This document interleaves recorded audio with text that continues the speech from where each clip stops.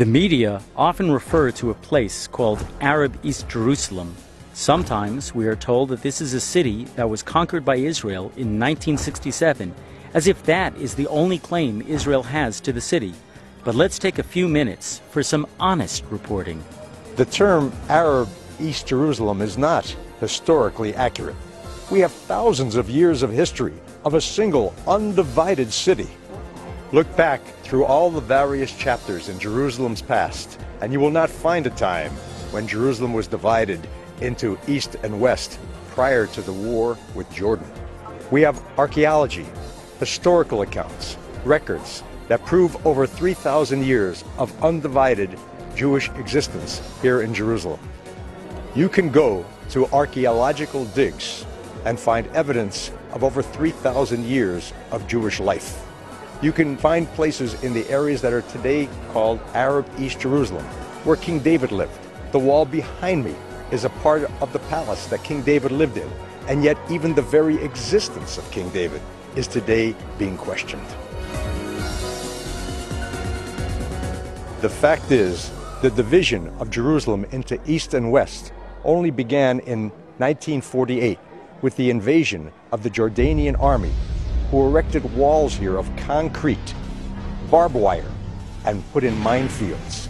This division only lasted 19 years. We have eyewitness testimony from those whose families lived for generations in what is called Arab East Jerusalem, and who were expelled from their homes by the Jordanian army. I was born in 1942 in Old Jerusalem. We were like 8 generations at that time. I live in the old city. I am 6th generation of Arav Eliezer Bergman, who came to this place on the year 1835. We were evacuated from here, from the old city, with nothing. We only the clothes we wore. We had for many days, we had nothing. Our homes were left here with all the furniture, all our possessions. When we left the old city, we were refugees. The world knows about the Arab refugees of 1948. There were also Jewish refugees, and I was one of them. The last day of the war, which was ceasefire, my grandfather brought the last water, and the Arab already were on top of the roof of the synagogue, and they killed him. For 19 years, we could not get into the old city. Our Jerusalem was divided in two.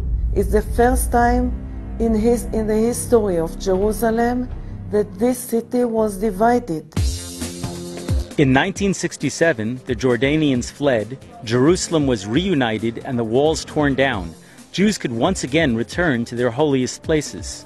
Far from creating a new situation of occupation, the war re-established a status quo of an undivided city. Today, few people even know where the dividing line was. Thousands of Jews and Arabs cross the old dividing line every day without even realizing it. Jerusalem is a unified city, despite what the media would have you believe. Yet, with references to East Jerusalem as a separate geographical area, the media are supporting a historically inaccurate myth that undermines the legitimate Israeli claims that are backed by thousands of years of history. The two-city narrative is a myth, it's a lie, and the media are responsible for carrying that core message of the delegitimization campaign against the State of Israel and Jewish residents in the land.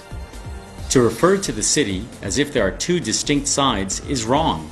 What the media call Arab East Jerusalem is really where thousands of years of Jewish history took place.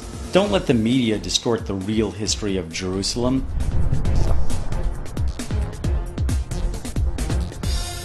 For more information, visit honestreporting.com and check out Honest Reporting on Facebook and Twitter.